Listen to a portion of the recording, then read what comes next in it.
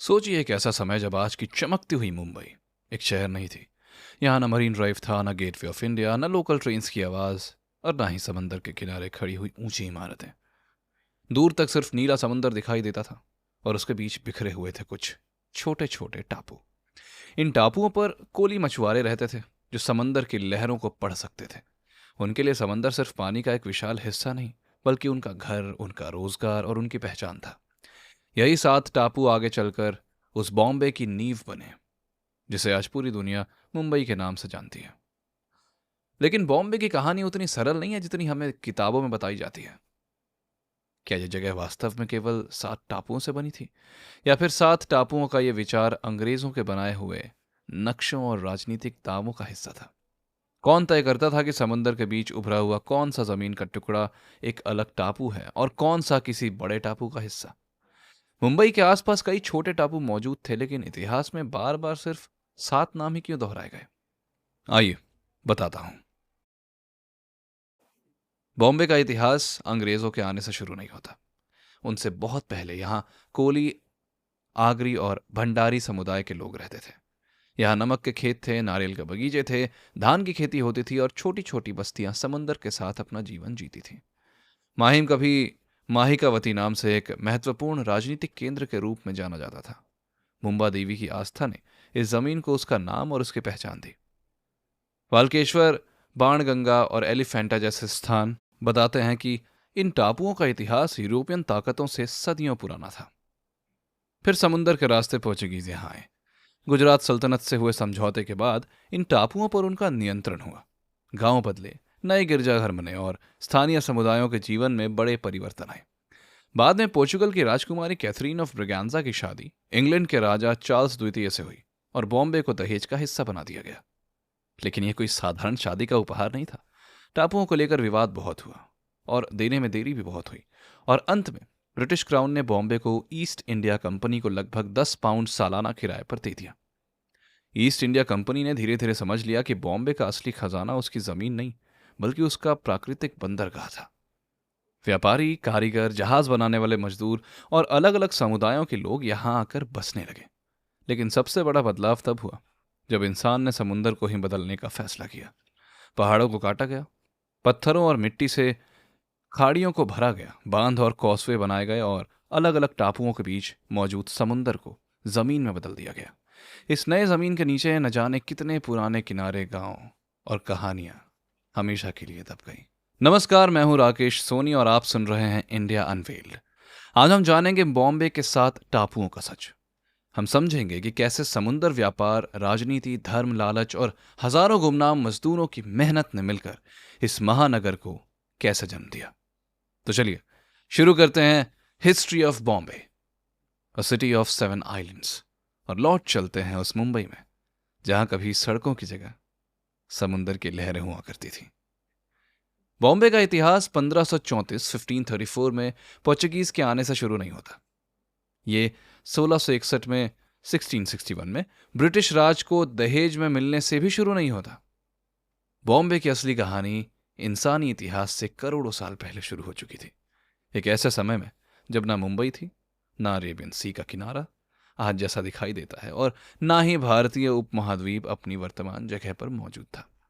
इस शहर की सबसे पुरानी कहानी किसी राजा, किसी युद्ध या किसी समझौते की नहीं है, बल्कि आग, पत्थर और समुंदर की कहानी है। आज से लगभग 6.8 करोड़ साल पहले, मतलब 6.8 करोड़ से 6 करोड़ साल पहले, भारत का पश्चिमी और मध्य हिस्सा जबरदस्त वोल्केनिक एक्टिविटी से गुजर रहा था। पृथ्वी के अंदर से बहुत बड़ी मात्रा में पिघला हुआ लावा दरारों के जरिए बाहर आ रहा था। यह किसी एक पहाड़ के मुंह से निकलने वाले आम वोल्केनिक इरप्शन जैसा नहीं था। लावा जमीन की लंबी दरारों से निकलकर हजारों स्क्वायर किलोमीटर में फैल रहा था। लावा की एक परत ठंडी होती और उसके ऊपर दूसरी परत जम जाती। इस प्रक्रिया ने डेक्कन वोल्केनिक प्रोविंस या डेक्कन ट्रैप्स को जन्म दिया। आज महाराष्ट्र के बहुत बड़े हिस्से के नीचे मौजूद काला बेसाल्ट इसी वोल्केनिक एक्टिविटी का परिणाम है। डेक्कन शब्द दक्षिण से निकला है, जबकि ट्रैप्स शब्द स्वेडिश भाषा के ट्रप्पा से आया है, जिसका अर्थ सीढ़ियां होती हैं। लावा की एक के ऊपर एक जमी हुई परतें इरोजन के बाद सीढ़ियों जैसी दिखाई देती हैं। इसी वजह से इन्हें डेक्कन ट्रैप्स कहा गया। वैज्ञानिक रिसर्च के अनुसार डेक्कन वोल्केनिक प्रोविंस का वर्तमान बचा हुआ क्षेत्र लगभग 5 लाख स्क्वायर किलोमीटर में फैला हुआ है। इसकी वोल्केनिक रॉक सीक्वेंस कुछ स्थानों पर कई किलोमीटर मोटी है। वेस्टर्न घाट्स में इस वोल्केनिक सीक्वेंस की थिकनेस लगभग 3.4 किलोमीटर तक रिकॉर्ड की गई है। जब ये इरप्शंस हो रहे थे तब भारत अपनी आज की जगह पर नहीं था। भारतीय टेक्टोनिक प्लेट दक्षिणी गोलार्ध में लगभग 25 डिग्री साउथ लैटिट्यूड के आसपास थी और बहुत तेजी से एशिया की तरफ बढ़ रही थी। भारत पहले ही मेडागास्कर से अलग हो चुका था और बाद में सिशेल्स भी भारतीय प्लेट से अलग हुआ। इस कॉन्टिनेंटल ब्रेकअप ने भारत के पश्चिमी किनारे को खींचना, तोड़ना और नीचे धंसाना शुरू कर दिया। इसी प्रक्रिया ने उस वेस्टर्न कॉन्टिनेंटल मार्जिन को बनाया जहां करोड़ों साल बाद बॉम्बे के टापू उभरने वाले थे। दक्कन के अधिकतर इलाकों में वोल्केनिक एक्टिविटी का सबसे बड़ा दौर लगभग 6.7 से 6.6 करोड़ साल पहले हुआ। यह वही समय था जब पृथ्वी से नॉन एवियन डायनासोर्स और कई अन्य प्रजातियां समाप्त हो रही थीं। आज अधिकतर वैज्ञानिक मेक्सिको के युकाटान क्षेत्र में गिरे विशाल एस्टेरॉयड को इस मास एक्सटिंक्शन का मुख्य कारण मानते हैं। लेकिन डेक्कन इरप्शन से निकली गैसेस और उसके वातावरण पर पड़े प्रभाव ने इस विनाश को कितना बढ़ाया, इस बात पर आज भी वैज्ञानिक बहस जारी है। इसका अर्थ यह है कि जिस पत्थर पर आज मुंबई खड़ी है उसका निर्माण पृथ्वी के सबसे बड़े बायोलॉजिकल क्राइसिस में से एक के आसपास हुआ था। लेकिन मुंबई की जियोलॉजी महाराष्ट्र के बाकी डेक्कन ट्रैप से कुछ अलग है। वेस्टर्न घाट्स में अधिकतर लावा फ्लोज जमीन के ऊपर निकले और लगभग सीधी हॉरिजॉन्टल परतों में जम गए। मुंबई के आसपास कॉन्टिनेंटल क्रस्ट टूट और धंस रही थी। यह क्षेत्र पानी के करीब था और कुछ जगहों पर लगून, शैलो सी या फ्रेश वाटर एनवायरमेंट मौजूद था। यहां निकलने वाले गर्म लावा का सामना कभी ठंडे पानी से भी हुआ। इस इंटरैक्शन ने मुंबई के नीचे ऐसी वोल्केनिक रॉक्स बनाई जो डेक्कन के अन्य इलाकों में इतनी आम नहीं है। जब पिघला हुआ लावा पानी के अंदर धीरे धीरे बाहर निकलता है तब उसकी बाहरी सतह अचानक ठंडी होकर जम जाती है। अंदर का लावा आगे बढ़ता रहता है और गोल या तकिए जैसे रॉक स्ट्रक्चर्स बनाता है। इन्हें पिलो लावा कहा जाता है। मुंबई के बोरीवली, भोईवाड़ा, दहिसर रिवर बेड और सनसेट आइलैंड के कुछ क्षेत्रों में पिलो बसाल्ट के सबूत मिले हैं। ये पत्थर इस बात के जियोलॉजिकल गवाह हैं कि मुंबई की वोल्केनिक कहानी में सिर्फ आग नहीं बल्कि पानी भी मौजूद था। कुछ जगहों पर गर्म लावा और ठंडे पानी का संपर्क इतना तीव्र था, इतना तेज था कि स्टीम एक्सप्लोजन्स हुए। इन धमाकों से लावा के टुकड़े, राख और वोल्केनिक डेब्रिस इधर उधर बिखर गए। यह मटेरियल जमकर वोल्केनिक ब्रेसिया और टफ नाम की रॉक्स में बदल गया। इसलिए मुंबई के नीचे केवल सख्त बसाल्ट नहीं मिलता, यहां बसाल्ट के साथ rhyolite, trachyte, tuff shale, volcanic breccia और सेडिमेंट्री लेयर्स भी मिलती हैं। इसी मिलीजुली जियोलॉजी के कारण मुंबई में अंडरग्राउंड टनल बनाना पुणे जैसे इलाकों से अलग इंजीनियरिंग चैलेंज बन जाता है। मुंबई में वोल्केनिक इरप्शंस लगातार नहीं हो रहे थे। 2 इरप्शंस के बीच कई बार लंबा अंतर होता था। इस दौरान शांत लगून और छोटे जल क्षेत्रों में मिट्टी, रेत और सिल्ट जमा होती रही। इन परतों में जीव जंतुओं के अवशेष भी प्रिजर्व हो गए। मुंबई की इंटरट्रैपियन सेडिमेंट्री लेयर्स से प्राचीन फ्रॉग्स के फॉसिल्स, ऑस्ट्रोकॉड्स नाम के छोटे क्रस्टेशियंस, टर्टल स्कल्स, मोलस्क और क्रोकोडिलियन एग शेल के फ्रैगमेंट्स मिल चुके हैं। फिर जब अगला लावा फ्लो आया तो उसने इन सेडिमेंट्री लेयर्स और फॉसिल्स को अपने नीचे दबा दिया। इस तरह मुंबई की जमीन एक जियोलॉजिकल किताब बन गई जिसमें लावा की मोटी परतों के बीच जीवन के छोटे छोटे अध्याय बंद हैं। ग्रेटर मुंबई क्षेत्र में पाया जाने वाला सालसेट सब ग्रुप लगभग 6.25 से 6.05 करोड़ साल पुरानी वोल्केनिक एक्टिविटी से जुड़ा है। रिसर्च में सदर्न मुंबई की रॉक सक्सेशन के अंदर 7 अलग लावा फ्लोज की पहचान की गई है। इन लावा फ्लोज के बीच लगभग 2 से 5 मीटर मोटी सेडिमेंट्री लेयर्स मौजूद हैं।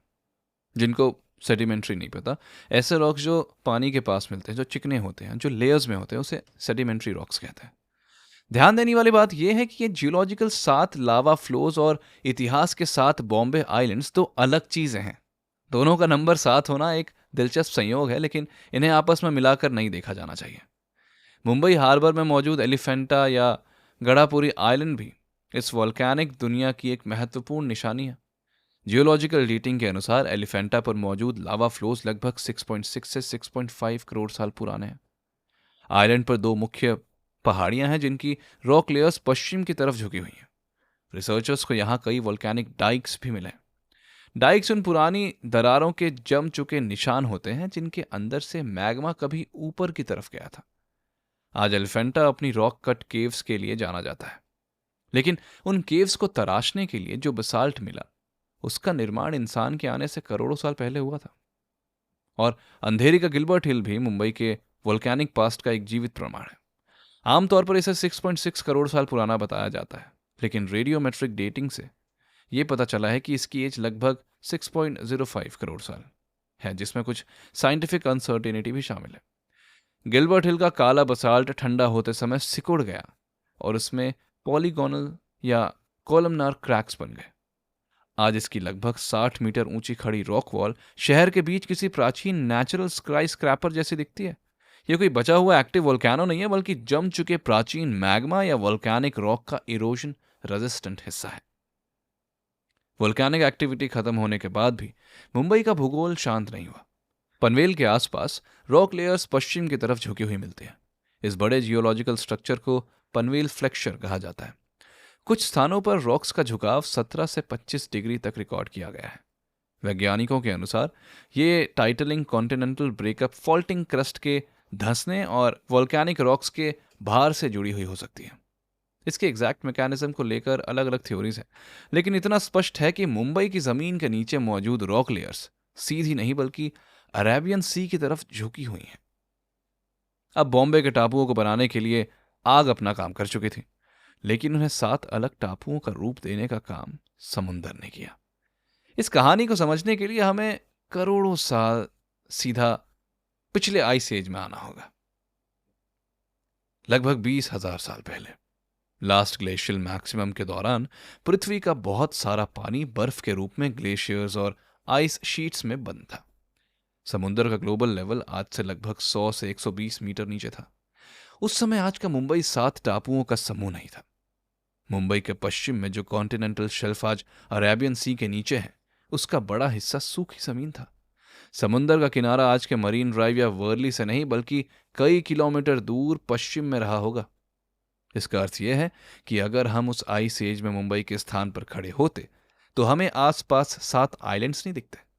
मलाबार हिल, वर्ली, परेल, माहिम और कोलाबा जैसे ऊंचे ऊंचे बसाल्टिक क्षेत्र एक बड़े कोस्टल लैंडस्केप का हिस्सा होते। सोच के देखिए कैसा होता ये। नदियां और छोटी धाराएं इस जमीन को पार करते हुए दूर मौजूद समंदर तक पहुंचती। आज के थाने क्रीक, वसई क्रीक और पनवेल क्रीक जैसी जल मार्ग तब नदियों और वैलीज के रूप में मौजूद रहे होंगे। लगभग 15,000 से 12,000 साल पहले आइस एज समाप्त होने लगा। ग्लेशियर्स पिघलने लगे और समंदर का लेवल तेजी से बढ़ने लगा। नेशनल इंस्टीट्यूट ऑफ ओशियनोग्राफी से जुड़ी वेस्टर्न इंडियन कोस्ट की रिसर्च के अनुसार 10,000 से 7,000 साल पहले सी लेवल राइज की रफ्तार कुछ फेजेस में बहुत तेज थी। बढ़ता हुआ अरेबियन सी धीरे धीरे नीचे पड़े कोस्टल प्लेन्स और रिवर वैलीज में घुस गया। पुरानी वैलीज डूबकर टाइडल क्रीक्स और एस्टुअरीज बन गई। इसी प्रक्रिया को ड्राउन रिवर वैली फॉर्मेशन कहा जाता है। जमीन के नीचे का पानी मार्श और टाइडल मड फ्लैट्स में बदल गए। बसाल्ट जो ऊंचे और मजबूत टुकड़े पानी के ऊपर बचे रहे होंगे, वो आइलैंड्स की तरह दिखने लगे। इस तरह लगभग 10,000 साल पहले मुंबई का आइलैंड लैंडस्केप उभरना शुरू हुआ। ये टापू किसी एक वोल्केनिक एक्सप्लोजन से अचानक समुंदर के अंदर से बाहर नहीं निकले थे। ये पहले से मौजूद वोल्केनिक हाईलैंड्स थे जिनके आसपास की निचली जमीन बढ़ते समुंदर में डूब गई थी। अगले हजारों सालों तक समुंदर की रेखा बदलती रही। जियोलॉजिकल एविडेंस बताता है कि लगभग 3 से 4 हजार साल पहले वेस्टर्न इंडियन कोस्ट के कुछ इलाकों में समुंदर का लेवल वर्तमान से लगभग 2 मीटर या कुछ स्थानों पर उससे भी ज्यादा ऊंचा रहा हो सकता है। मड आइलैंड में आज के समुंदर से अंदर और ऊंचाई पर शेल और पेबल से भरपूर हार्डन्ड बीच डिपॉजिट्स मिलते हैं, जिन्हें स्थानीय रूप से करल कहा जाता है। ये डिपॉजिट्स एक पुराने किनारे का प्रमाण है। जहां जमीन है वहां कभी लहरें टूट रही थी। समुंदर के बढ़ने और घटने के साथ सिल्ट और क्ले भी जमा होती रही। जहां पानी शांत था वहां मड फ्लैट्स बने। जहां रोज ज्वार भाटा आता था वहां मैनग्रोव्स फॉरेस्ट फैलने लगे। मैंग्रोव्स की जड़ों ने सेडिमेंट को पकड़ा और मछलियां, क्रैब्स, बर्ड्स और अन्य जीवों के लिए नेचुरल नर्सरी का काम किया। इसीलिए तो कह रहा हूं कि मुंबई को 7 टापुओं के रूप में इमेजिन करना गलत होगा। उन टापुओं के बीच एक जीवित टाइडल वर्ल्ड था, जिसमें creeks, marches, salt flats, mangroves, mud flats और शैलो सी वाटर लगातार एक दूसरे में बदलते रहते थे। इसी प्राकृतिक प्रक्रिया के बाद वो लैंडस्केप बना जिसे बाद में Colaba old women's island, Bombay island, Mazgaon, Worli, Parel और माहिम के रूप में गिना गया। मझगांव और मुख्य बॉम्बे आइलैंड के बीच उमर खाड़ी और पायडोनी के टाइडल चैनल्स थे। वर्ली को मुख्य आइलैंड से एक बड़े टाइडल ओपनिंग ने अलग किया था, जिसे बाद में ग्रेट ब्रीच कहा गया। कोलाबा और लिटिल कोलाबा दक्षिण में समंदर से घिरे थे। माहिम और वर्ली के बीच का इलाका भी क्रीक्स, मार्शेस और टाइडल वाटर से भरा हुआ था। ज्वार के समय पानी आइलैंड्स को स्पष्ट रूप से अलग कर देता था, जबकि भाटे के समय कीचड़ और शैलो पैसेजेस नजर आते थे। इन आइलैंड्स के पूर्व में कंपैरेटिवली सुरक्षित और गहरा हार्बर था, जबकि पश्चिम की तरफ खुला अरेबियन सी था। इसी प्राकृतिक हार्बर ने करोड़ों साल बाद बॉम्बे को व्यापार के लिए कीमती बनाया। लेकिन प्रकृति ने हार्बर को किसी ईस्ट इंडिया कंपनी के लिए नहीं बनाया था। ये वोल्केनिक रॉक्स, कॉन्टिनेंटल ब्रेकअप, डूबी हुई वैलीज, टाइडल करंट्स और हजारों साल के सी लेवल चेंज का परिणाम था। इसलिए बॉम्बे का पहला आर्किटेक्ट कोई ब्रिटिश गवर्नर नहीं था। पहला आर्किटेक्ट था लावा, जिसने इसकी रॉक फाउंडेशन बनाई। दूसरा आर्किटेक्ट था टेक्टोनिक मूवमेंट, जिसने जमीन को तोड़ा, झुकाया, धंसाया। तीसरा आर्किटेक्ट था समंदर, जिसने निचले इलाकों को डुबाकर ऊंची बेसाल्टिक जमीन को अलग अलग टापुओं में बदल दिया। इंसान इस कहानी में बहुत देर बाद आया। उसने इन टापुओं को जोड़ा, लेकिन टापू को जन्म प्रकृति ने दिया था। आज मुंबई मेट्रो के लिए जमीन से लगभग 100 फीट नीचे टनल बनाने वाली मशीन्स जब बसाल्ट, टफ, ब्रेसिया और सेडिमेंट्री लेयर्स से गुजरती हैं, तब वो केवल पत्थर नहीं काट रही होती, वो मुंबई के करोड़ों साल पुराने इतिहास के पन्नों को खोल रही होती है। शहर के ऊपर शेयर बाजार, सिनेमा, लोकल ट्रेन्स और करोड़ों लोगों की दुनिया चलती है, लेकिन उसके नीचे आज भी ज्वालामुखियां, लगून्स, फॉसिल्स और डूबी हुई प्राचीन नदियों की एक दूसरी मुंबई छुपी हुई है। और इसी वोल्केनिक जमीन और समंदर से निकले हुए टापुओं पर सबसे पहले किसने अपना घर बनाया? इन लहरों को पढ़ना किसने सीखा? और क्या इतिहास में बॉम्बे के टापू वास्तव में केवल साथी थे? इसका जवाब हमें अपने अगले अध्याय में मिलेगा। Colaba, old women's island, Bombay island, Mazgaon, Parel, Worli और माहिम, ये 7 पार्ट्स। ये जवाब हमें स्कूल की किताबों में, म्यूजियम के मॉडल्स में, डॉक्यूमेंट्रीज में और इंटरनेट पर मिलता है। लेकिन पुराने नक्शों, Portuguese records, British documents, Marathi बखर्स और मॉडर्न हिस्टोरिक रिसर्च को एक साथ देखा जाए तो कहानी काफी उलझ जाती है। अगर अलग अलग समय पर बॉम्बे को एक टापू, 2 टापू, 4 टापू, 6 टापू बोलें तो ये गलत है। इसलिए असली सवाल ये नहीं कि बॉम्बे में कितने टापू थे, असली सवाल ये है कि टापुओं की गिनती कौन कर रहा था और उन्हें गिनने का उसका मकसद क्या था। एक टापू की सबसे सरल परिभाषा यही है कि जमीन का हिस्सा जो चारों तरफ से पानी से घिरा हो। लेकिन बॉम्बे जैसे टाइडल लैंडस्केप में यह परिभाषा आसान नहीं थी। ज्वार के समय एक इलाका पूरी तरह पानी से कट सकता था, लेकिन भाटे के समय वही इलाका कीचड़ या सूखे रास्ते के जरिए दूसरी जमीन से जुड़ जाता था। कुछ चैनल्स में कश्ती चल सकती थी, जबकि कुछ में पानी इतना कम होता था कि उन्हें पैदल पार किया जा सकता था। तो क्या ऐसी जमीन अलग टापू थी या एक बड़े टापू का हिस्सा? इस सवाल का एक निश्चित जवाब प्रकृति के पास नहीं था। जवाब राजा, व्यापारी, सर्वेयर और मैप बनाने वालों की जरूरत पर निर्भर करता था। 1534 के बाद बॉम्बे का क्षेत्र पोर्चुगीज नॉर्दर्न प्रोविंस का हिस्सा बना। पोर्चुगीज रिकॉर्ड्स में बॉम्बईम या मुंबईम नाम मिलता है, लेकिन यह नाम हमेशा एक ही जियोग्राफिकल बाउंड्री को रिप्रेजेंट नहीं करता था। कभी बॉम्बेम एक खास एस्टेट या आइलैंड के लिए इस्तेमाल होता था, कभी इसे हार्बर और उसके आसपास के बड़े क्षेत्र के रूप में समझा जाता था। बॉम्बेम और माहिम में कस्टम हाउसेस थे जो आसपास के बड़े इलाके से टैक्स वसूल करते थे। इसलिए किसी जगह का बॉम्बेम के एडमिनिस्ट्रेटिव कंट्रोल में होना यह जरूरी नहीं बनाता था कि पोर्चुगीज उसे भौगोलिक रूप से बॉम्बे आइलैंड का हिस्सा भी मानते थे। पोर्चुगीज समय के अधिकतर बचे हुए डॉक्यूमेंट्स प्रॉपर्टी और रेवेन्यू से संबंधित हैं। इनमें गांव, एस्टेट्स और एग्रीकल्चरल लैंड्स का जिक्र है, लेकिन हर जगह यह स्पष्ट नहीं किया गया कि कौन सा इलाका एक अलग आइलैंड था। मझगांव जैसे स्थान को कभी अलग एस्टेट के रूप में लिखा गया, लेकिन क्या पोर्चुगीज उसे अलग टापू मानते थे या बॉम्बे के अंदर एक जागीर? यह हमेशा स्पष्ट नहीं है। इसी वजह से इतिहासकार केवल प्लेस नेम्स को देखकर आइलैंड्स की एग्जैक्ट संख्या निर्धारित नहीं कर सकते। बॉम्बे का एक बहुत कम बचा हुआ पोर्चुगीज मैप आर्किपेलागो को 4 मुख्य टापुओं के रूप में दिखाता है।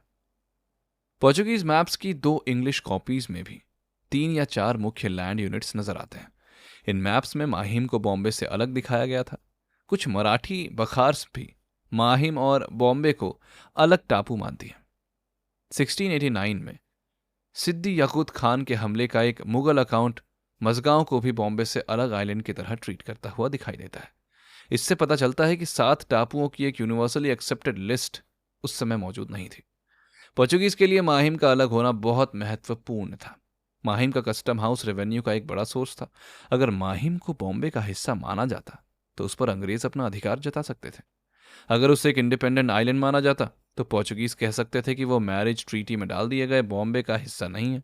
इसलिए माहिम को अलग आइलैंड बताना केवल जियोग्राफिकल ऑब्जर्वेशन नहीं था, ये रेवेन्यू और सोवरेनिटी बचाने का राजनीतिक हथियार भी था। इंग्लिश ईस्ट इंडिया कंपनी के सेलर्स बॉम्बे में पोजीशन मिलने से काफी पहले 1620 के दशक से हार्बर में रुचि लेने लगे थे। उनके लिए आइलैंड्स की अंदरूनी बाउंड्रीज से ज्यादा महत्वपूर्ण था जहाजों के लिए सुरक्षित एंकरेज। समुंदर से देखने पर बॉम्बे का कुछ सेंट्रल इलाके एक बड़े लैंडमास जैसा दिखता था। उनके बीच का टाइडल वाटर जहाजों के लिए नेविगेबल नहीं था। इसलिए इंग्लिश मैरीटाइम ऑब्जर्वेशंस ने कई अलग पोर्चुगीज एस्टेट्स को एक ही आइलैंड के रूप में डिस्क्राइब करना शुरू कर दिया। यहीं से पोर्चुगीज के 4 आइलैंड्स और इंग्लिश के 1 या 2 आइलैंड्स के बीच टकराव की भूमिका तैयार हुई। 1661 में चार्ल्स द्वितीय और कैथरीन ऑफ ब्रगैंजा की शादी के साथ हुआ ट्रीटी बॉम्बे को इंग्लिश क्राउन को देने की बात करता था, लेकिन ट्रीटी में बॉम्बे की बाउंड्रीज का कोई आधुनिक सर्वे मैप नहीं था। बॉम्बे के साथ उसकी डिपेंडेंसीज शब्द का भी इस्तेमाल हुआ, लेकिन डिपेंडेंसीज का एग्जैक्ट अर्थ निर्धारित नहीं किया गया। क्या इसका मतलब माहिम, मझगांव, परेल, वर्ली और अन्य टेरिटरीज था? क्या सालसेट या ट्रॉम्बॉय तक कोई हिस्सा इसमें शामिल था? दोनों तरफ ने ट्रीटी को अपने फायदे के हिसाब से समझा। 1662 में जब इंग्लिश पार्टी बॉम्बे का पोजीशन लेने पहुंची तो उनके पास मौजूद जियोग्राफिकल एक्सपेक्टेशंस ग्राउंड रियलिटी से मैच नहीं करती थी। एक इंग्लिश मेंबर ने बाद में दावा किया कि नेगोशिएशंस के समय दिखाए गए पोर्चुगीज मैप से ऐसा लगता था जैसे बॉम्बे का टेरिटरी उत्तर में वसई क्रीक और पूरब में ट्रॉम्बॉय तक फैला हुआ हो। अगर यह इंटरप्रिटेशन सही होता तो आज के ग्रेटर मुंबई का बहुत बड़ा हिस्सा एक ही आइलैंड और एक ही पोजीशन माना जाता। लेकिन जिस मैप पर यह दावा बेस्ड था वो बाद में गुम हो गया। आज कोई ऐसा सर्वाइविंग मैप नहीं है जो पूरे क्षेत्र को एक आइलैंड दिखाता हो। लिस्बॉन में बैठे पोर्चुगीज रूलर्स के लिए बॉम्बे दूर का एक छोटा पोजीशन था, लेकिन भारत में रहने वाले पोर्चुगीज ऑफिशियल्स और इंडो पोर्चुगीज लैंड होल्डर्स के लिए इसका ट्रांसफर बहुत बड़ा खतरा था। बॉम्बे के गांव जमीन, धर्म, व्यापार और खेती के जरिए वसई और सैलसेट की पोर्चुगीज दुनिया से जुड़े थे। वाइसरॉय एंटोनियो डी मेलो डी कैस्ट्रो ने इंग्लिश सेटलमेंट का जोरदार विरोध किया। उन्हें डर था कि बॉम्बे मिलने के बाद अंग्रेज पोर्चुगीज नॉर्दर्न प्रोविंस के अन्य क्षेत्रों पर भी नजर डालेंगे। इसी विरोध के कारण इंग्लिश क्राउन को 1661 में बॉम्बे मिलने के बाद भी तुरंत एक्चुअल पोजीशन नहीं मिला। 1665 में हम्फ्रे कुक ने समझौता करके पोजीशन लिया।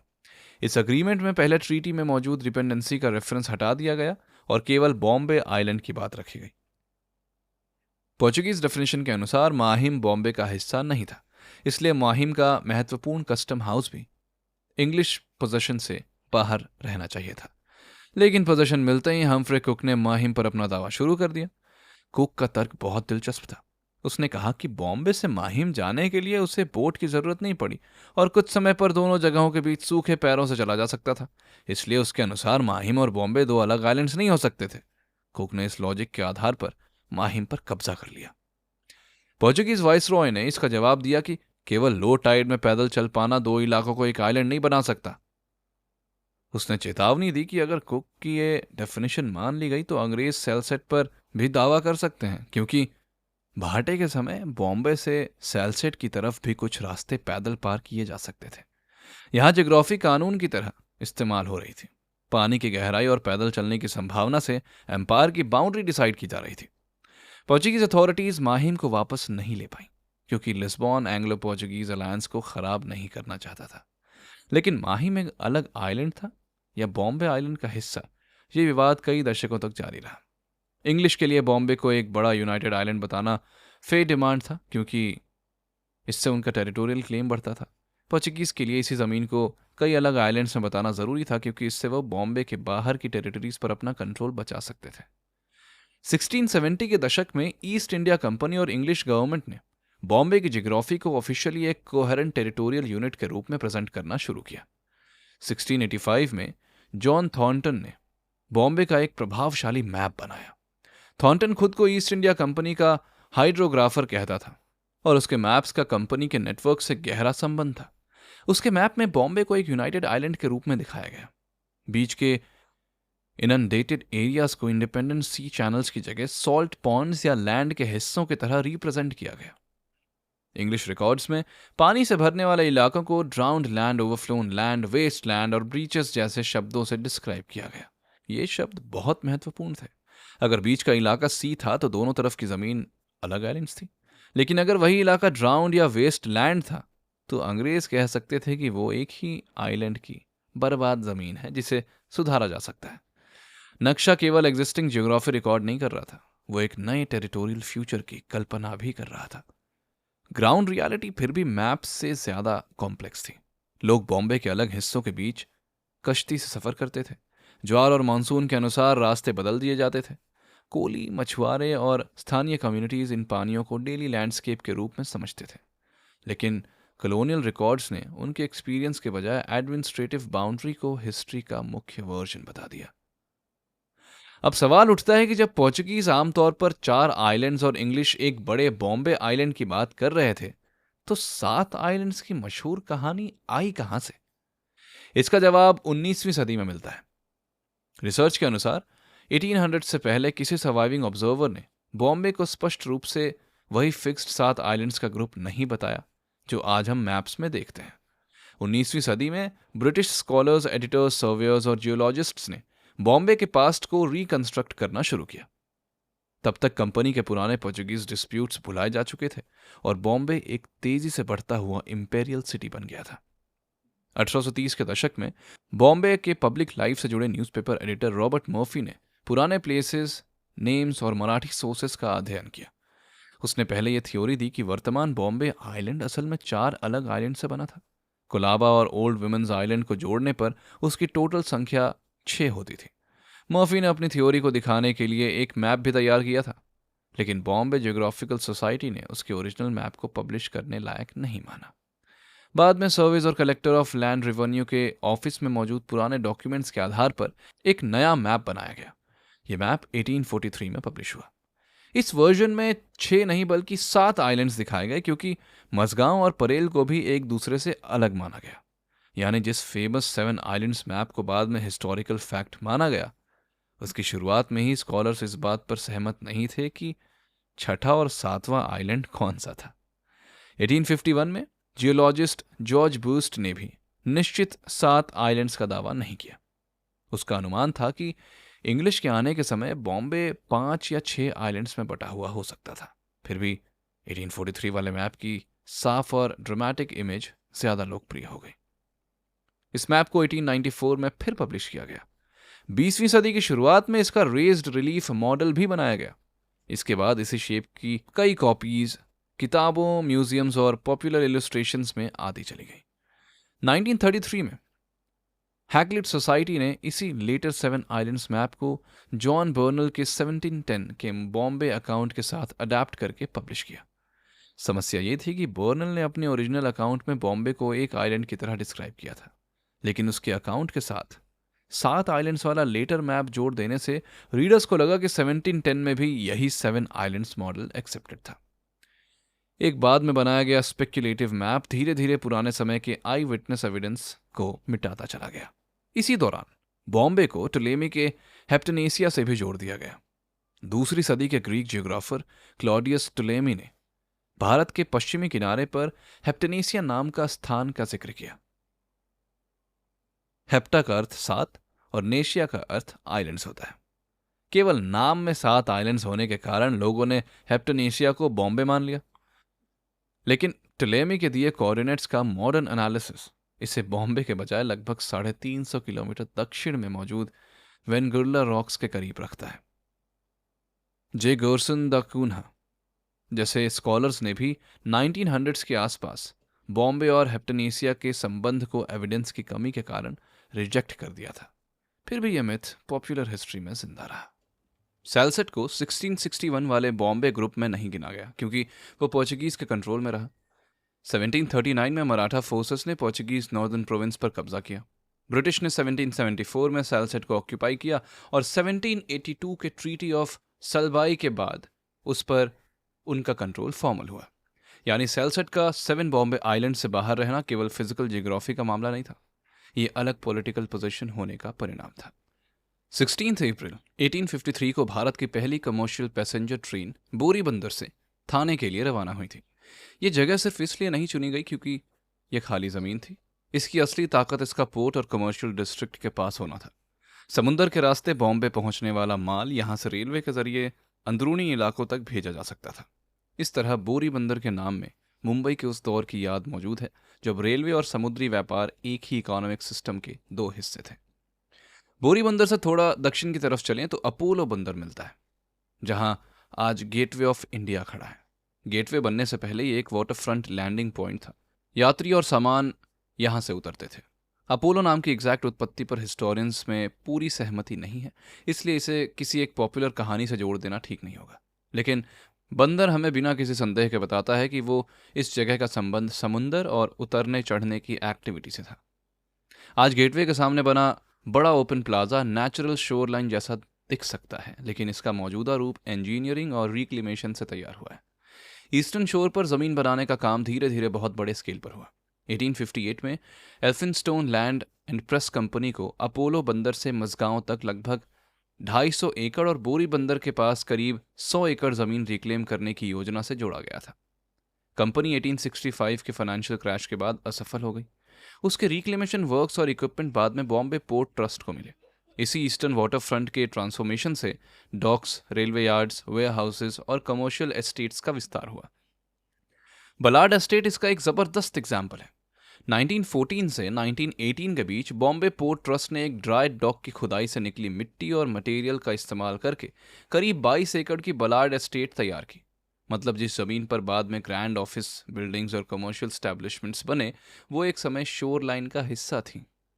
बलाड एस्टेट की प्लान्ड सड़कें और यूरोपियन स्टाइल बिल्डिंग्स हमें लैंड रिक्लेमेशन का फाइनल रिजल्ट दिखाती हैं, लेकिन उन बिल्डिंग्स के नीचे दबी कोस्टल हिस्ट्री नजर नहीं आती। अब फोर्ट एरिया की तरफ बढ़ते हैं। चर्च गेट नाम सुनते ही ऐसा लगता है कि शायद स्टेशन के पास किसी चर्च का गेट रहा होगा। वास्तव में चर्च गेट पुराने फोर्टिफाइड बॉम्बे के गेट्स में से एक था। फोर्ट की दीवार में अपोलो गेट, चर्च गेट और बाजार गेट जैसे प्रमुख दरवाजे थे। चर्च गेट से निकलने वाला रास्ता सेंट थॉमस कैथेड्रल की दिशा में जाता था, इसलिए उसे चर्च गेट कहा गया। ये गेट आज के चर्च गेट रेलवे स्टेशन पर नहीं बल्कि फ्लोरा फाउंटेन और हुटात्मा चौक के पास के एरिया से संबंधित था। 1860 के दशक में गवर्नर बार्टल फ्रेरे के समय फोर्ट की दीवारें तोड़ दी गईं क्योंकि तेजी से बढ़ते शहर के लिए वो एक रुकावट बन चुकी थी। दीवार और गेट दोनों गायब हो गए, लेकिन चर्च गेट नाम बच गया। इसलिए आज का चर्च गेट एक मिसिंग स्ट्रक्चर का लिंग्विस्टिक मेमोरियल है। हजारों लोग रोज इस नाम को बोलते हैं, लेकिन जिस गेट से नाम निकला था उसका भौतिक निशान लगभग मिट चुका है। चर्च गेट स्टेशन के वेस्टर्न साइड की ज्योग्राफी भी बदली हुई है। 1860s की पहली बैक बे रिक्लेमेशन कंपनी का सपना मलाबार हिल से कोलाबा तक बहुत बड़ा इलाका रिक्लेम करना था। कंपनी फाइनेंशियल क्राइसिस में डूब गई, लेकिन समुंदर से निकाली गई एक पतली स्ट्रिप सरकार के पास आ गई। इस स्ट्रिप का इस्तेमाल Bombay, Baroda and central Indian railway ने चर्च गेट से कोलाबा तक रेलवे लाइन बिछाने के लिए किया।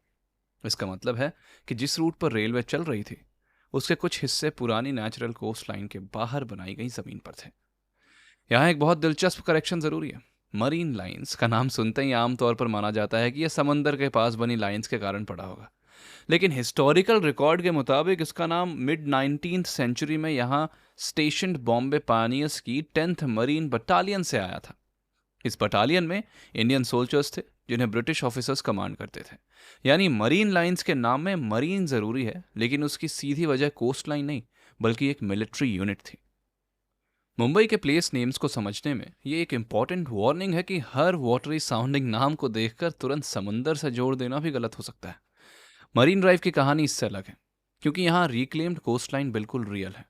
1920s में बैक बे को रिक्लेम करने के लिए एक बहुत एम्बिशियस स्कीम बनाई गई। योजना में 1000 एकड़ से ज़्यादा ज़मीन बनाने, 6 किलोमीटर से लंबी सी वॉल खड़ी करने और लगभग 25 million cubic yards mud dredge करने का प्रपोजल था। लेकिन इंजीनियर्स ने समंदर के नीचे की मिट्टी को जितना नरम समझा था, वो उतनी नरम निकली नहीं। ड्रेजर अपनी प्रपोज्ड कैपेसिटी से बहुत कम काम कर सका। खर्च बढ़ने लगा और प्रोजेक्ट डीले होता गया। लॉयर और म्यूनिसिपल लीडर खुर्शेद फामजी नरीमन ने इस प्रोजेक्ट में फाइनेंशियल मिसमैनेजमेंट और एडमिनिस्ट्रेटिव फेलियर का आरोप उठाया। न्यूज़पेपर ने इसे बैक बे बंगल कहना शुरू कर दिया। पूरी प्रपोज्ड जमीन रिक्लेम नहीं हो सकी, लेकिन जितना हिस्सा तैयार हुआ उसी पर मरीन ड्राइव और उसके पास का आर्ट डेको डिस्ट्रिक्ट विकसित हुआ। बाद में reclaimed businesses district Nariman point का नाम खुर्शेद नरीमन के सम्मान में रखा गया। आज मरीन ड्राइव को हम मुंबई की नेचुरल पहचान समझ सकते हैं, जबकि उसका famous curve modern engineering, failed planning और पार्शियल रिक्लेमेशन का रिजल्ट है। अब ईस्टर्न इनर सिटी के अंदर चलते हैं, पायडोनी की तरफ। पायडोनी नाम मराठी के पाय यानी पैर और धोनी यानी धोना से जुड़ा हुआ है। इसका अर्थ हुआ पैर धोने की जगह। आज पायधोनी इतना क्राउडेड और लैंड लॉक्ड है कि यहाँ टाइडल वाटर पहुंचने की कल्पना करना मुश्किल है। लेकिन हिस्टोरिकल ज्योग्राफी बताती है कि इस एरिया में एक शैलो क्रीक या पानी का रास्ता था। पानी पार करने के बाद लोग अपनी कीचड़ लगे पैर धोते होंगे और इसी एवरीडे एक्टिविटी ने जगह को उसका नाम दे दिया। पायधोनी का नाम किसी गवर्नर, राजा या कॉलोनियल ऑफिसर की याद नहीं दिलाता। यह आम लोगों की फिजिकल मूवमेंट को रिकॉर्ड करता है। पानी पार करना, कीचड़ में चलना और पैर धोना। इसी वजह से यह नाम हिस्टोरिकल मैप से भी ज्यादा इंटीमेट एविडेंस देता है। मैप हमें क्रीक की लाइन दिखा सकता है, लेकिन पायधोनी बताता है कि उस क्रीक ने इंसानों के रोजमर्रा के जीवन को कैसे प्रभावित किया। पायधोनी के पास उमर खाड़ी और एक बड़ा क्लू है। खाड़ी का अर्थ होता है क्रीक या समुंदर के अंदर आया हुआ सकरा हिस्सा। उमर खाड़ी की क्रीक बॉम्बे के मेन लैंडमास और मजगांव के बीच पानी की बाउंड्री बनाती थी। हिस्टोरिकल अकाउंट्स के मुताबिक ब्रिटिश कंट्रोल के शुरुआती समय तक यहां शायद एक ब्रिज था और क्रीक को बंद करने की कोशिश भी की गई थी। उमर खाड़ी से लगे मांडवी और डोंगरी की पोजीशन भी मीनिंगफुल थी। मांडवी नीचे बसा इलाका था, जबकि डोंगरी कंपैरेटिवली ऊंची रॉकी ग्राउंड पर था। मांडवी से समंदर तक आसान पहुंच थी और प्रेजेंट डे जकारिया मस्जिद के करीब कभी एक कोली फिशिंग हैमलेट भी मौजूद था। डोंगरी की ऊंचाई पर पोर्चुगीज फोर्ट बनाया गया था, क्योंकि ऊंची जगह से नीचे के वाटर फ्रंट और मूवमेंट पर नजर रखी जा सकती थी। आज भीड़, मार्केट्स और बिल्डिंग्स ने हाइट का डिफरेंस कम नोटिसेबल कर दिया है, लेकिन पुरानी सेटलमेंट प्लानिंग में यह डिफरेंस बहुत मायने रखता था। इसी बेल्ट में नल बाजार का नाम भी पानी और ड्रेनेज की हिस्ट्री संभाले हुए है। नल को इंग्लिश वाला नथिंग समझना गलत होगा। इसका संबंध नाला से बताया जाता है। यहाँ एक बड़ा ड्रेन गुजरता था जो पानी को स्लुइस गेट्स की तरफ ले जाता था। 1867 में यहाँ ऑर्गेनाइज्ड मार्केट खोला गया और ड्रेन के पास होने की वजह से एरिया नल बाजार के नाम से मशहूर हुआ। ये नेचुरल क्रीक नहीं बल्कि अर्बन ड्रेनेज की मेमोरी है। इस नाम से पता चलता है कि जैसे जैसे पुराने टाइडल चैनल्स भरे गए, पानी को कंट्रोल करने के लिए आर्टिफिशियल ड्रेन्स और गेट्स कितने जरूरी बन गए। वेस्टर्न साइड पर ब्रीच कंडी का नाम एक और खोई हुई वाटरी पैसेज की तरफ ले जाता है। कंबाला के नॉर्दर्न फुट के पास एक क्रीक बॉम्बे और वर्ली के बीच के लो लाइंग एरिया में टाइडल वाटर लाती थी। इसी गैप को ग्रेट ब्रीच से जोड़ा गया, जिसे कंट्रोल करना कॉलोनियल एडमिनिस्ट्रेशन के लिए लंबे समय तक एक इंजीनियरिंग चैलेंज रहा। 1974 में हॉर्न बाय वेलार्ड के कंप्लीट होने के बाद इस टाइडल एंट्री को रोकने और अंदर के फ्लैट्स को ड्रेन करने में मदद मिली। ब्रीच कंडी के ओरिजिन पर एक ही फाइनल एक्सप्लेनेशन अवेलेबल नहीं है। पॉपुलर थियोरी इसे बुर्ज खाड़ी यानी क्रीक के पास किसी टार की एंग्लिसाइज्ड फॉर्म मानती है। दूसरी एक्सप्लेनेशन कहती है कि ब्रीच पुराने इंग्लिश में कोस्ट के ब्रेक, सर्फ या ब्रेक वाटर के अर्थ में भी यूज होता था, जबकि कंडी मराठी खिंड या किसी लोकल जियोग्राफिकल एक्सप्रेशन से निकला हो सकता है। इसलिए रिस्पॉन्सिबल कंक्लूजन यही है कि एग्जैक्ट लिंग्विस्टिक रूट डिस्प्यूटेड है, लेकिन जगह का क्रीक, ब्रीच और टाइडल लैंडस्केप से संबंध हिस्टोरिकल जियोग्राफी से साफ होता है। उत्तर की तरफ बढ़ने पर दादर और सायन जैसे नाम पुरानी बाउंड्रीज की तरफ इशारा करते हैं। दादर का एक अर्थ स्टेप, रेस्ड पैसेज या ब्रिज से जोड़ा जाता है, जैसे नीचे या गीले एरिया को पार करने के लिए एक उठा हुआ रास्ता। लेकिन बॉम्बे गजेटियर ये भी कॉशन देता है कि दादर नाम शायद कंपैरेटिवली रीसेंट है। पोर्चुगीज पीरियड में इस एरिया के लिए साल्वेसोंग जैसा नाम मिलता है, इसलिए दादर को हजारों साल पुराना जियोग्राफिकल प्रूफ कहना सही नहीं होगा। फिर भी इसका ब्रिज या पैसेज होने वाला अर्थ उस एरिया की पुरानी लो लाइंग सराउंडिंग से लॉजिकली जुड़ा हुआ दिखाई देता है। साइन के नाम को आमतौर पर मराठी शीव यानी बाउंड्री से जोड़ा जाता है, क्योंकि यह बॉम्बे के नॉर्दर्न लिमिट के पास था। साथ ही पोर्चुगीज शाओ यानी बिब्लिकल जायन वाली थ्योरी भी सामने रखी जा सकती है। पुराने स्पेलिंग्स और अलग लिंग्विस्टिक ट्रेडिशंस के कारण एग्जैक्ट ओरिजिन पर डिबेट है, लेकिन हिस्टोरिकली सायन एक बाउंड्री जोन जरूर था, एक ऐसी जगह जहां से मार्शी ग्राउंड और सेल्सेट की दिशा पर नजर रखी जा सकती थी। इसलिए चाहे नाम की लिंग्विस्टिक जर्नी डिस्प्यूटेड हो, उसकी बाउंड्री ज्योग्राफी बहुत सिग्निफिकेंट है। एक और बहुत जरूरी बात यह है कि मुंबई का हर पानी से जुड़ा नाम समुंदर या क्रीक का प्रूफ नहीं है। धोबी तालाब एक फ्रेश वाटर टैंक की याद है, जहां धोबी कपड़े धोते थे। ग्वालियर टैंक का संबंध भी फ्रेश वाटर रिजर्वायर और कैटल रिलेटेड एक्टिविटी से था। जब पाइप्ड वाटर सप्लाई बढ़ी, शहर के कई पुराने टैंक्स और वेल्स भर दिए गए, लेकिन उन्हें नाम हमेशा जिंदा रखा।